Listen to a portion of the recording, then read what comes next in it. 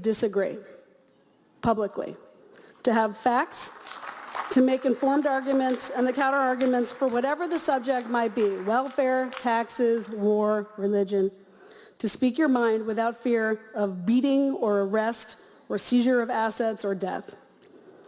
And journalism gives us the information to do that. My father risked everything to come to this country because of our ideals. And for him, the First Amendment might just have been the most important of all. As I see it, it's my job to do all I can to live up to that legacy and preserve it. Thank you.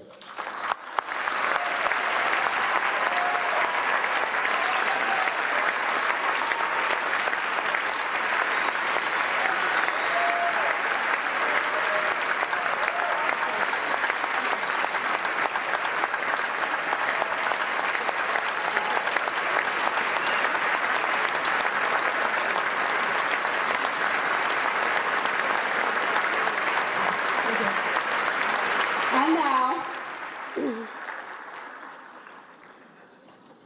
please turn your attention back to the video screens.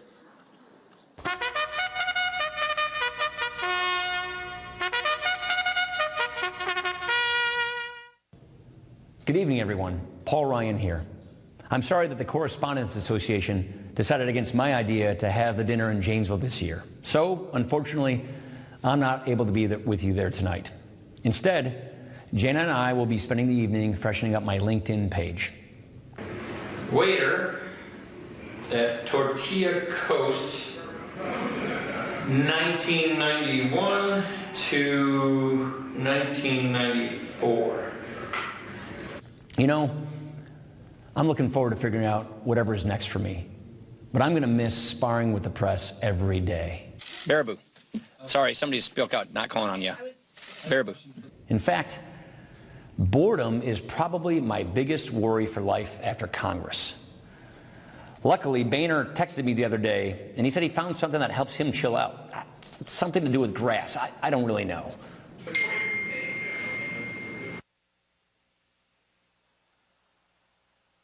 Anyway, I just wanted to say a quick word to congratulate the young men and women who are receiving scholarships this evening.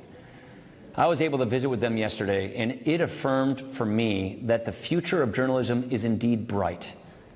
My message to the next generation of reporters, it's really simple. Know that what you do matters.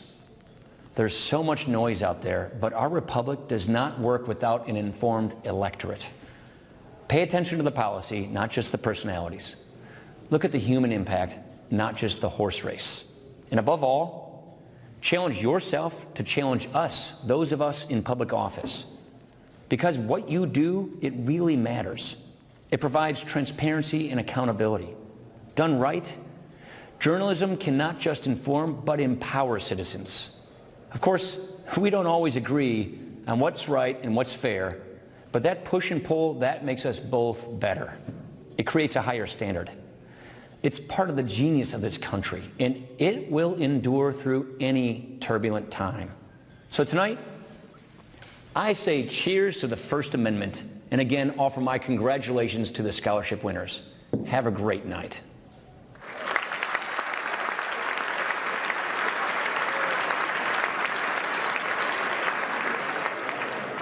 That was a pretty remarkable video you just saw from House Speaker Paul Ryan saying cheers to the First Amendment, saying that journalism is critical to the foundation of this country and will thrive through turbulence.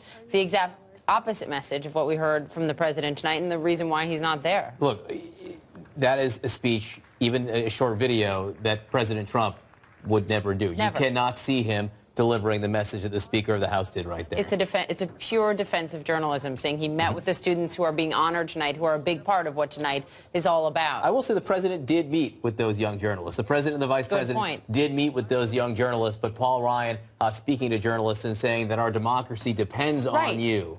It stands in stark contrast to the president and his team fundraising off of him not attending this dinner, calling it a group of fake news liberals. Exactly. Douglas Brinkley, CNN presidential historian, is with us here tonight. And again, the history of the White House Correspondents' Dinner, you know, it is interesting. We're waiting to hear from Michelle Wolf, the comedian who will deliver sort of the keynote moment of it.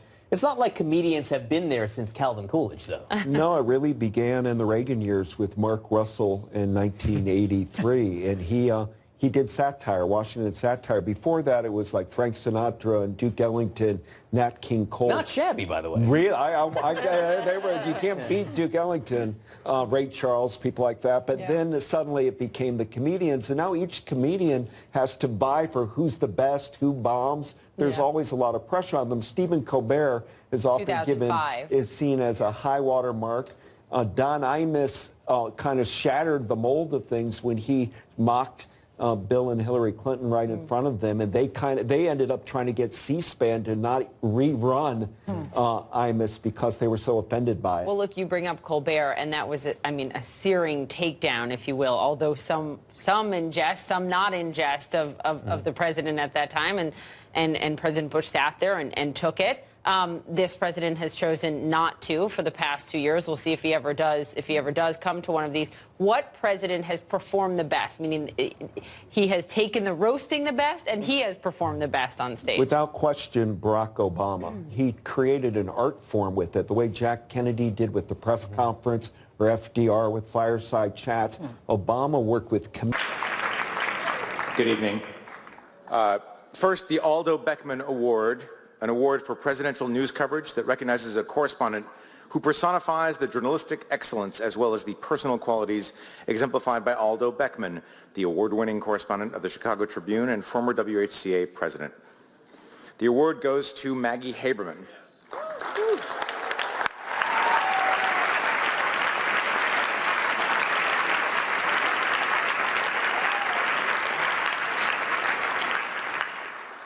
Listen to the judges. Maggie Haberman's White House reporting showed her deep understanding of what makes President Trump tick. Having covered Mr. Trump as a New York businessman for 20 years, she was able to tap that knowledge of his personality, business operations, and inner circle to chronicle the first year of his presidency. Her reporting was nuanced, contextual, and multidimensional, with rich detail and authoritative sourcing. She often conveyed the feeling of being a fly on the wall of the White House.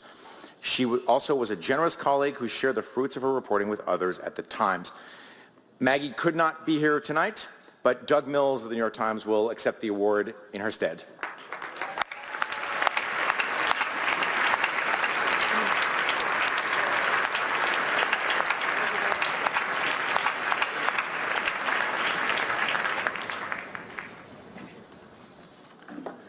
First of all, quick shout out. Brooks Robinson is in the room tonight. Brooks Robinson is here. From Arkansas, as our press secretary notes, the Merriman Smith Award honors presidential news coverage under deadline pressure. The award is in memory of the late, great Merriman Smith of United Press International, a White House correspondent for more than 30 years. It is given in two categories, broadcast and print. The Merriman Smith Award for broadcast goes to Evan Perez, Jim Sciutto, Jake Tapper, and Carl Bernstein of CNN.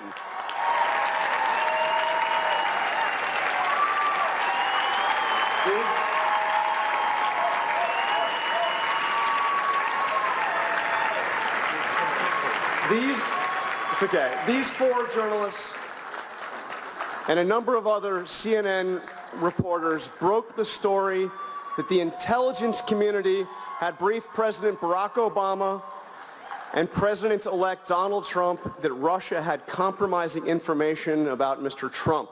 You may remember that story.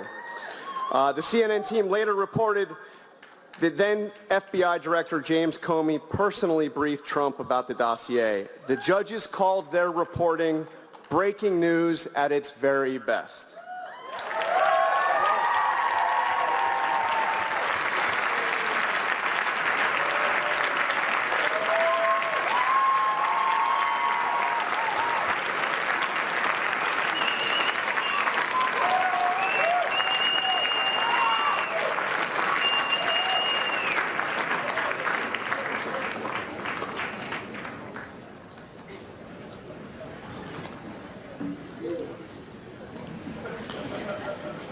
The Merriman Smith Award for print goes to Josh Dawsey.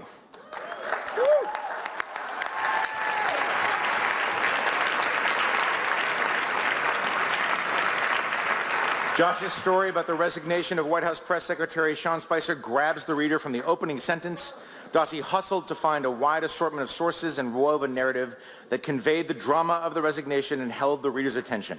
While the resignation story was widely covered, Dossie reported details others simply did not have. Beautifully reported and written, say the judges. Congratulations.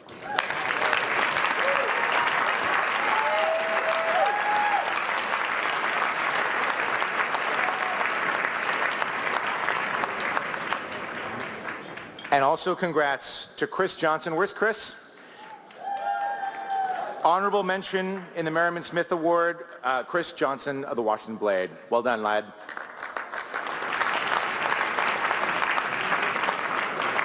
And I should mention, honorable mention, by the way, for the Merriman Smith Broadcast Award, Lester Holt of NBC News.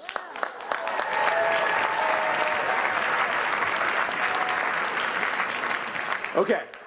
The Edgar A. Poe Award. Edgar A. Poe Award honors excellence in news coverage of subjects and events of significant national or regional importance to the American people. It is in honor of Edgar A. Poe, a longtime correspondent for the New Orleans Times-Picayune and a former White House Correspondents Association president. In selecting a recipient, the judges will be looking for excellence in stories with fairness and objectivity. So, the Edgar A. Poe Award goes to Jason Zepp, Peter Eisler, Tim Reed, Lisa Girian, and Grant Smith, and Team Reuters for their report, Shock Tactics.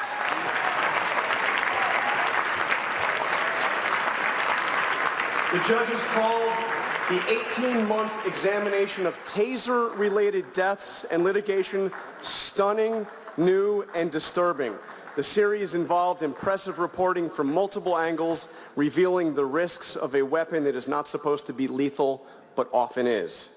The project, the judges said, is relevant to every community, stood out in a sea of powerful contenders. Congratulations.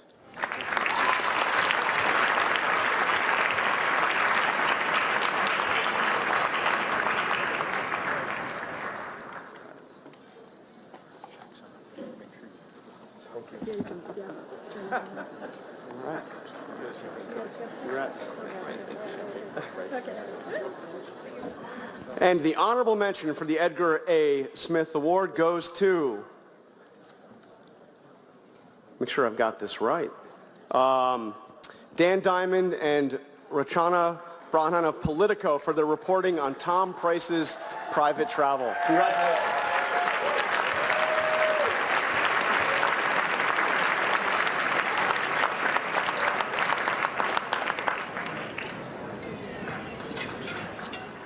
And to Maggie and her husband and all of your family, we're thinking of you tonight. I'd like to call to the stage in a minute the recipient of something called the President's Award. And this isn't something that we award each year. In fact, it's only the second time that we've done it. But the point of the award is to recognize excellence in somebody who helps our members and associations succeed. Martha Kumar embodies that. She's the director of the White House Transition Project, a board member of the White House Historical Association, and a professor emeritus at Towson. And as a scholar of the presidency, Martha's very special stats, among other things, record and analyze the relationship between journalists and the White House. If you don't know Martha, you can't miss her. She's a compact force of nature, whizzing by with a shock of white hair on a Vespa, or downstairs in the White House workspace with a pencil and a pad and amazing stats. She's regularly in the briefing room. She's always at the ready with statistics to help give our stories context and depth. She's a treasure of the press corps. She's a bridge between that first draft of history that we do and the many drafts that come after that. Martha, please join us on stage. Thank you for your important work, and congratulations.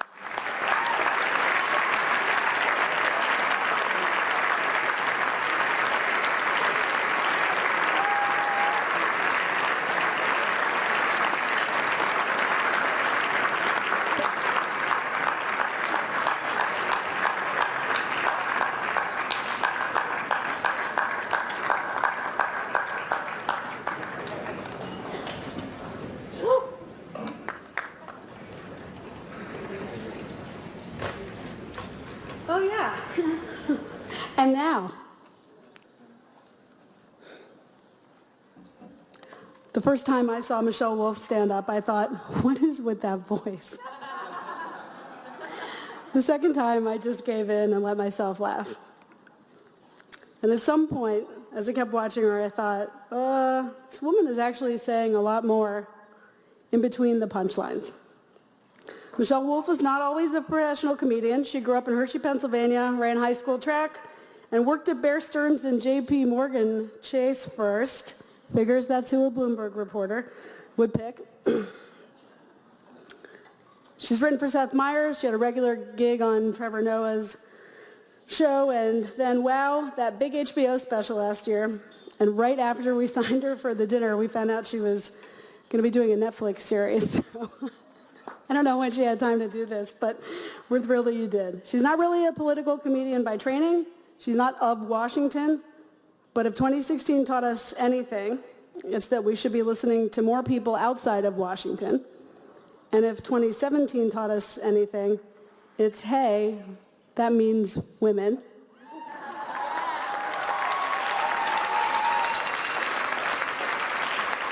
So without further ado, please welcome Michelle Wolf.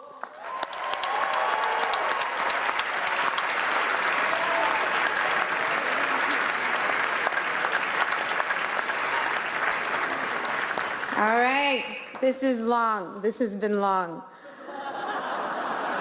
Yeah. Good evening, good evening. Here we are, the White House Correspondents' dinner. Like a porn star says when she's about to have sex with a Trump, let's get this over with. Yep, kiddos, this is here getting tonight. I'm gonna skip a lot of the normal pleasantries. We're at a Hilton, it's not nice. This is on C-SPAN, no one watches that. Trump is president, it's not ideal. The White House Correspondents Association, thank you for having me. The monkfish was fine. And just a reminder to everyone, I'm here to make jokes. I have no agenda. I'm not trying to get anything accomplished. So everyone that's here from Congress, you should feel right at home.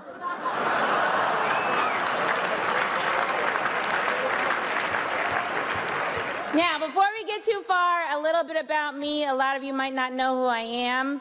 I'm 32 years old, which is an odd age. 10 years too young to host this event, and 20 years too old for Roy Moore. I know, he almost got elected. Yeah. It was fun. It was fun. Honestly, I never really thought I'd be a comedian, but I did take an aptitude test in 7th grade, and this is 100% true. I took an aptitude test in 7th grade, and it said my best profession was a clown or a mime. Well, at first it said clown, and then it heard my voice and was like, or maybe mime. Think about mime.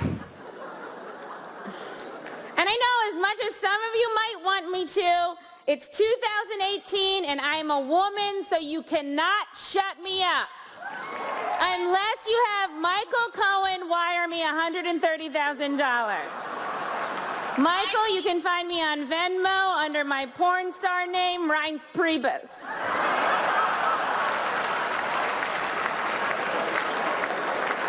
Reince just gave a thumbs up. Okay. Now, people are saying America is more divided than ever. But I think no matter what you support politically, we can all agree that this is a great time for craft stores.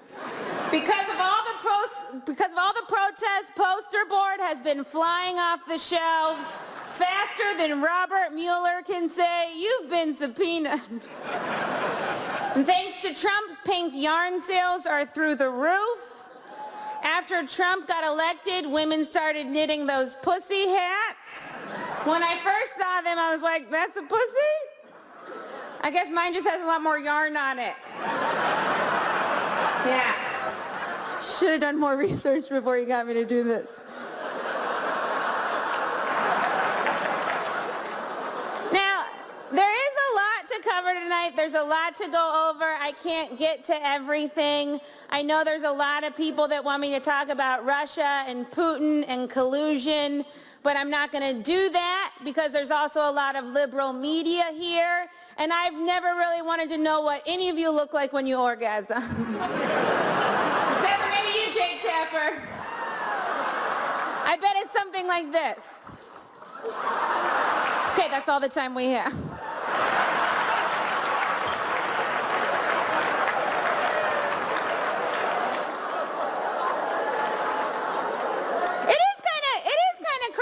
That the Trump campaign was in contact with Russia when the Hillary campaign wasn't even in contact with Michigan. It's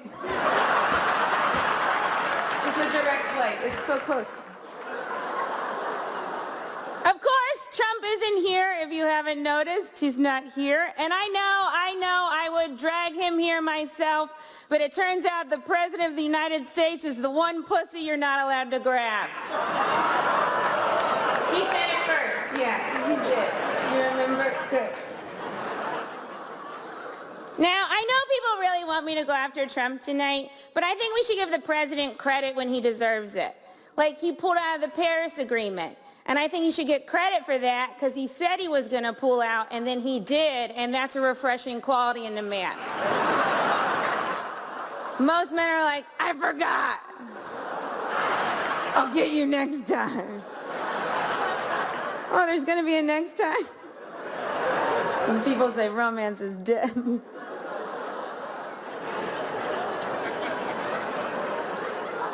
call Trump names all the time. And look, I could call Trump a racist or a misogynist or xenophobic or unstable or incompetent or impotent. But he's heard all of those and he doesn't care. So tonight, I'm going to try to make fun of the president in a new way, in a way that I think will really get him. Mr. President, I don't think you're very rich. Like, I think you might be rich in Idaho, but in New York, you're doing fine. Trump is the only person that still watches Who Wants to Be a Millionaire and thinks, me. Although I'm not sure you'd get very far. He'd get to like the third question and be like, I have to phone a Fox and friend. We're going to try a fun new thing, okay? I'm going to say Trump is so broke, and you guys go, how broke is he? All right? Trump is so broke. How broke is he? He has to fly failed business class. Trump is so broke. How broke is he? He looked for foreign oil in Don Jr.'s hair. Trump is so broke. How broke is he? Southwest used him as one of their engines. I know, it's so soon. It's so soon for that joke. Why did she tell it? It's so soon. Trump is so broke. He had to borrow money from the Russians, and now he's compromised and not susceptible to blackmail and possibly responsible for the collapse of the Republic. Yay! It's a fun game. Trump is racist, though. He loves white nationalists, which is a weird term for a Nazi. Calling a Nazi a white nationalist is like calling a pedophile a kid friend. Or Harvey Weinstein a ladies' man. Which isn't really fair. He also likes plants. Trump's also an idea guy. He's got loads of ideas. You gotta love him for that. He wants to give teachers guns, and I support that, because then they can sell them for things they need, like supplies. A lot of protractors. A lot of people want Trump to be impeached. I do not, because just when you think Trump is awful, you remember Mike Pence. Mike Pence is what happens when Anderson Cooper isn't gay. Mike Pence is the kind of guy that brushes his teeth and then drinks orange juice and thinks, Mike Pence is also very anti-choice. He thinks abortion is murder, which, first of all, don't knock it till you try it. And when you do try it, really knock it. You know, you gotta get that baby out of there. And yeah, sure, you can groan all you want. I know a lot of you are very anti-abortion, you know, unless it's the one you got for your secret mistress. It's fun how values can waver, but good for you. Mike Pence is a weirdo, though. He's a weird little guy. He won't meet with other women without his wife present. When people first heard this, they were like, that's crazy. But now in this current climate, they're like, that's a good witness. Which, of course, brings me to the Me Too movement. It's probably the reason I'm here. They were like, a woman's probably not going to jerk off in front of anyone, right? And to that I say, don't count your chickens. There's a lot of parties. Now, I've worked in a lot of male-dominated fields. Before comedy, I worked at a tech company, and before that, I worked on Wall Street. And honestly, I've never really been sexually harassed. That being said, I did work at Bear Stearns in 2008. So although I haven't been sexually harassed, I've definitely been fucked. Yeah, that whole company went down on me without my consent. And no men got in trouble for that one either. No, things are changing. Men are being held accountable. You know, Al Franken was ousted. That one really hurt liberals. But I believe it was the great Ted Kennedy who said, wow, that's crazy. I murdered a woman. Chappaquiddick in theaters now. I had a lot of jokes about cabinet members, but I had to scrap all of those because everyone has been fired. You guys are going through cabinet members quicker than Starbucks throws out black people. No, don't worry, they're having an afternoon. That'll solve it. We just needed an afternoon. Mitch McConnell isn't here tonight. He had a prior engagement. He's finally getting his neck circumcised. Mazel. Paul Ryan also couldn't make it. Of course, he's already been circumcised. Unfortunately, while they were down there, they also took his balls. Yeah, bye, Paul. Great acting, though, in that video. Now, Republicans are easy to make fun of. You know, it's like shooting fish in a Chris Christie. But I also want to make fun of Democrats. Democrats are harder to make fun of because you guys don't do anything. People think you might flip the House and Senate this November, but you guys always find a way to mess it up. You're somehow going to lose by 12 points to a guy named Jeff Pedophile Nazi Doctor. Oh, he's a doctor? We should definitely talk about the women in the Trump administration. There's Kellyanne Conway. Man, she has the perfect last name for what she does. Conway. It's like if my name was Michelle Jokes, frizzy hair, small tits. You guys gotta stop putting Kellyanne on your shows. All she does is lie. If you don't give her a platform, she has nowhere to lie. It's like that old saying, if a tree falls in the woods, how do we get Kellyanne under that tree? I'm not suggesting she gets hurt, just stuck. Stuck under a tree. Incidentally, a tree falls in the woods is Scott Pruitt's definition of porn. Yeah, we all have our kinks. There's also, of course, Ivanka. She was supposed to be an advocate for women, but it turns out she's about as helpful to women as an empty box of tampons. She's done nothing to satisfy women. So I guess, like father, like daughter. Oh, you don't think he's good in bed. Come on. She does clean up nice, though. Ivanka cleans up nice.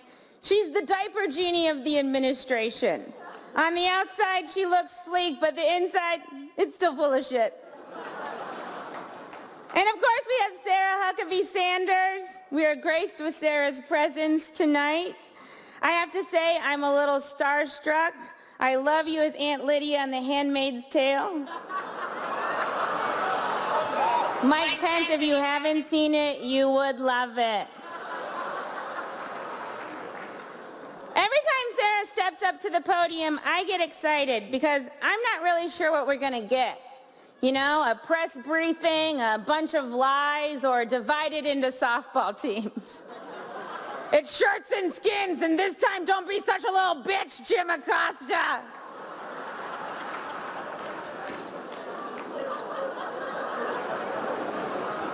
I actually really like Sarah. I think she's very resourceful.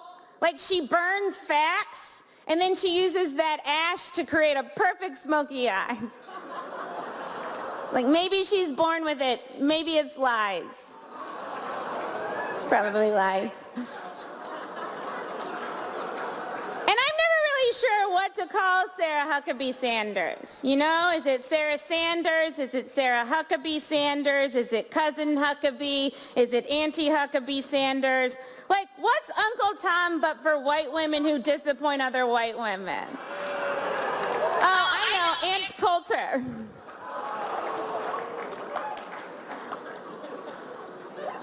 We've got our friends at CNN here. Welcome, guys. It's great to have you. You guys love breaking news, and you did it. You broke it. Good work. The most useful information on CNN is when Anthony Bourdain tells me where to eat noodles. Fox News is here, so you know what that means, ladies. Cover your drinks. Seriously. People want me to make fun of Sean Hannity tonight, but I cannot do that. This dinner's for journalists. We've got MSNBC here. MSNBC's new slogan is, "This is who we are." Guys, it's not a good slogan. "This is who we are" is what your mom thinks the sad show on NBC is called. Did you watch This Is Who We Are this week? Someone left on a crock pot and everyone died.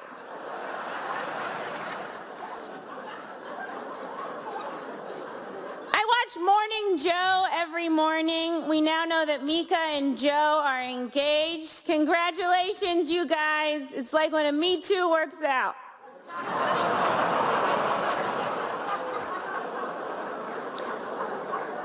We also, Rachel Maddow, we cannot forget about Rachel Maddow. She's the Peter Pan of MSNBC. But instead of never growing up, she never gets to the point. Watching Rachel Maddow is like going to Target. You went in for milk, but you left with shampoo, candles, and the entire history of the Byzantine Empire. I didn't need this. And of course, Megyn Kelly. What would I do without Megyn Kelly? You know, probably be more proud of women. Megyn Kelly got paid $23 million by NBC. Then NBC didn't let Megyn go to the Winter Olympics. Why not? She's so white, cold, and expensive, she might as well be the Winter Olympics. And by the way, Megyn, Santa's black. The weird old guy going through your chimney was Bill O'Reilly. You might want to put a flu on it or something.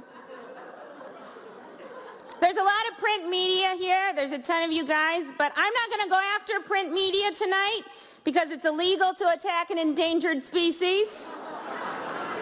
Buy newspapers. There's a ton of news right now. A lot is going on, and we have all these 24-hour news networks, and we could be covering everything. But instead, we're covering like 3 topics. Every hour, it's Trump, Russia, Hillary, and a panel of 4 people that remind you why you don't go home for Thanksgiving. Milk comes from nuts now, all because of the gays. You guys are obsessed with Trump. Did you used to date him? Because you pretend like you hate him, but I think you love him. I think what no one in this room wants to admit is that Trump has helped all of you. He couldn't sell steaks or vodka or water or college or ties or Eric. But he has helped you. He's helped you sell your papers and your books and your TV. You helped create this monster, and now you're profiting off of him. And if you're gonna profit off of Trump, you should at least give him some money because he doesn't have any. Trump is so broke, he grabs pussies because he thinks there might be loose change in them. All right, like an immigrant who was brought here by his parents and didn't do anything wrong. I gotta get the fuck out of here. Good night. Flint still doesn't have clean water.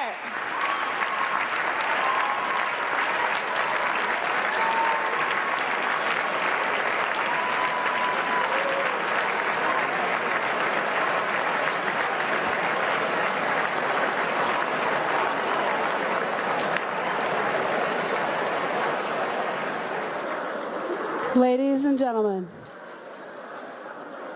thank you very much for supporting the First Amendment and the free press, and we wish you a good night. Thank you.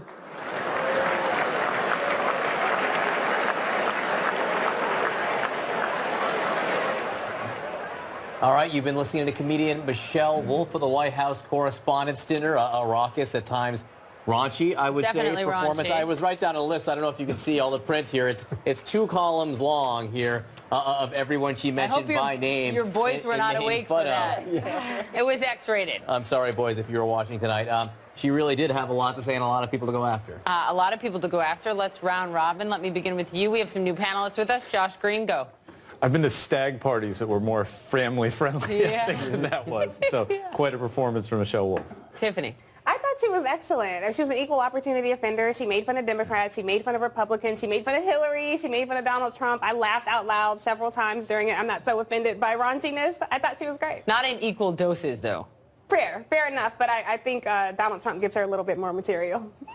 It seemed to me to be the Me Too movement was what she was kind of all about. Neti pots, drugs, and nasal sprays were just not doing the job.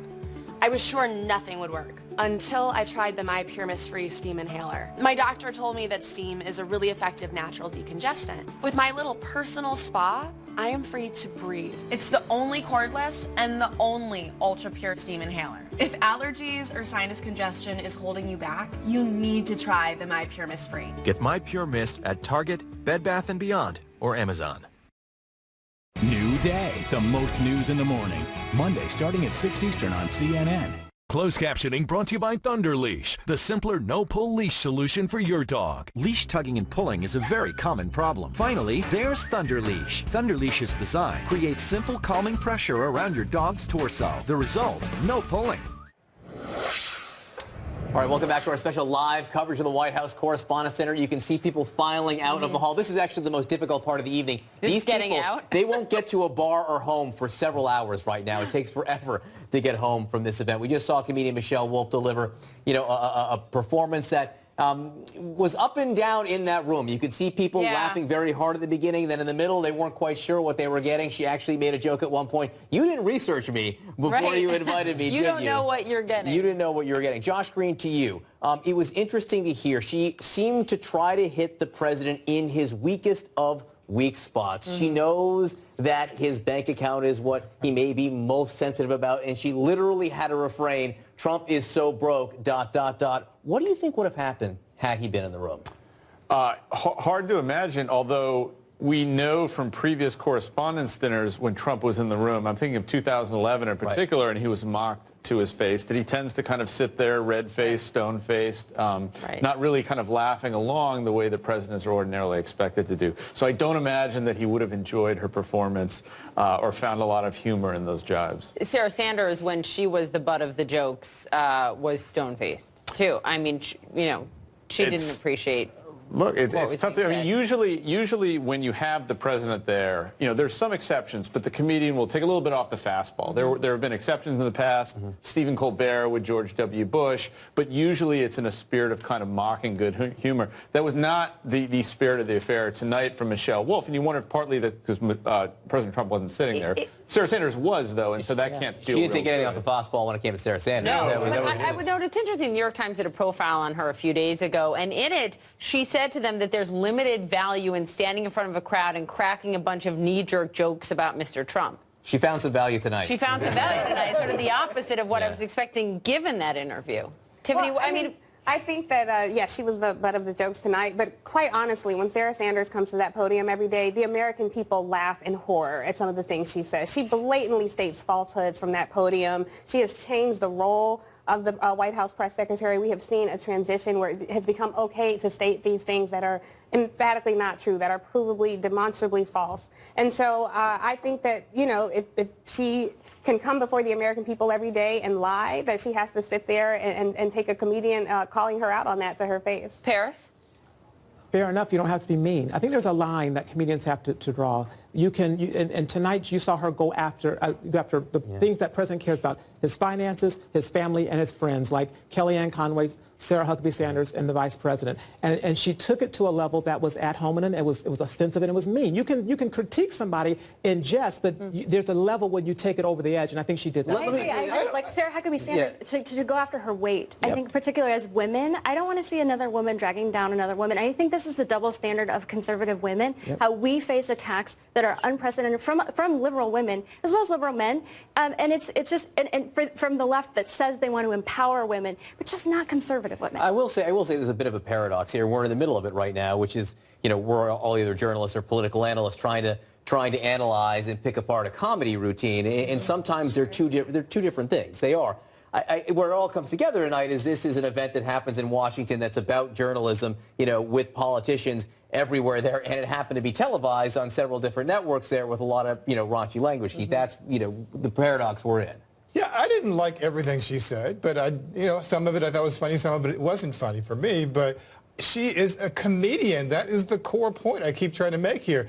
Yes, we're analyzing it, but she did her job. It doesn't always succeed when you do comedy, especially in front of a political audience where people were trying to pick apart every little thing she said. But I felt, honestly, I didn't feel like she was as tough on Donald Trump as she was on the other people around Donald Trump. Yes, I agree she was tough on Sarah Sanders and Kellyanne Conway and others, but talking about Donald Trump's finances is the easiest thing to do. She also said he was a racist. I was just going to say she also talked about his sexual performance. That's true. Yeah. Maybe because I think Donald Trump is a racist too and a sexist. But I don't think she said anything that anyone else hasn't already said about Donald Trump in the public discourse. I think the issue to say, oh, he's just an entertainer, therein lies the point. Therein lies the problem with how Hollywood elites are so out of touch. You can't just laugh someone away and say they're just an entertainer. I think we're taking it all way too seriously. It's a comedy routine, and if you go to this dinner, you know what the rules are. It's the big boy rules. You know you're going to get some crap from the comedian there.